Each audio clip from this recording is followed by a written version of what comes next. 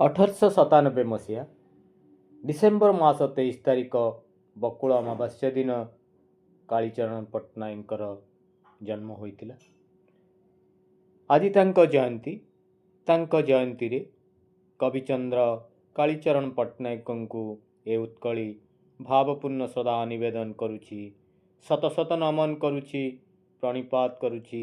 ହେ କବିଚନ୍ଦ୍ର, ଆପଣଙ୍କ କୀର୍ତ୍ତି କୃତିତ୍ୱକୁ ଏ ଜାତି ଚିରକାଳ ମନେ ରଖିଛି, ଚିରକାଳ ମନେ ରଖିଥିବ ମଧ୍ୟ। ଆପଣଙ୍କ ଜୟନ୍ତୀରେ ଆପଣଙ୍କୁ ପୁନର୍ବାର ଶ୍ରଦ୍ଧା ନିବେଦନ କରୁଛି।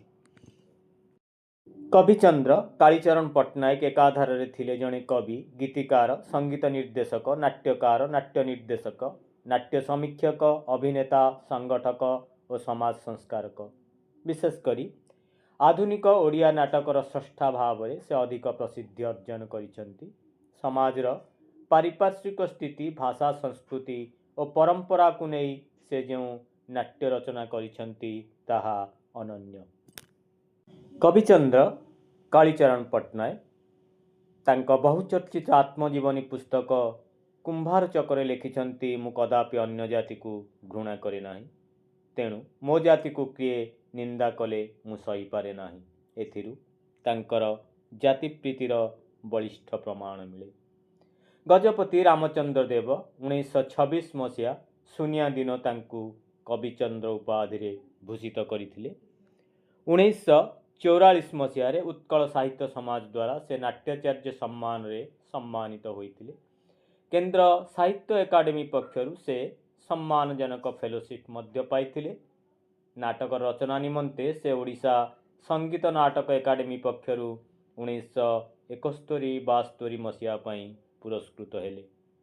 1974 ମସିହାରେ ଭାରତ ସରକାର ପ୍ରଦାନ କରୁଥିବା ପଦ୍ମଶ୍ରୀ ସମ୍ମାନ ସେ ପ୍ରତ୍ୟାଖ୍ୟାନ କରିଥିଲେ।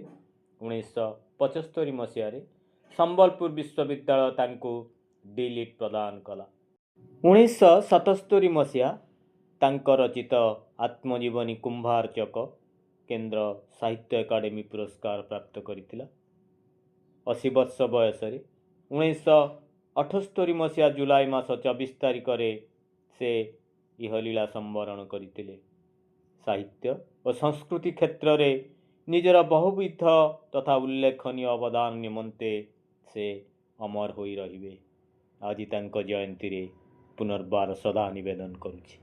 ଓଡ଼ିଆ ଭାଷା, ସାହିତ୍ୟ, ସଂସ୍କୃତି ଓ ଓଡ଼ିଆ ବରପୁତ୍ରମାନଙ୍କର କୀର୍ତ୍ତି କୃତିତ୍ୱର ସୁରକ୍ଷାର ଅତନ୍ଦ୍ର ପ୍ରହରୀ ଉତ୍କଳୀର ଏହି ଉପସ୍ଥାପନ ଯଦି ଆପଣମାନଙ୍କୁ ଭଲ ଲାଗିଥାଏ ତେବେ ଚ୍ୟାନେଲକୁ ଲାଇକ୍, ସେୟାର, ସବସ୍କ୍ରାଇବ୍ କରିବା ପାଇଁ ଭୁଲିବେ ନାହିଁ। ଧନ୍ୟବାଦ। ବନ୍ଦେ ଉତ୍କଳ ଜନନୀ।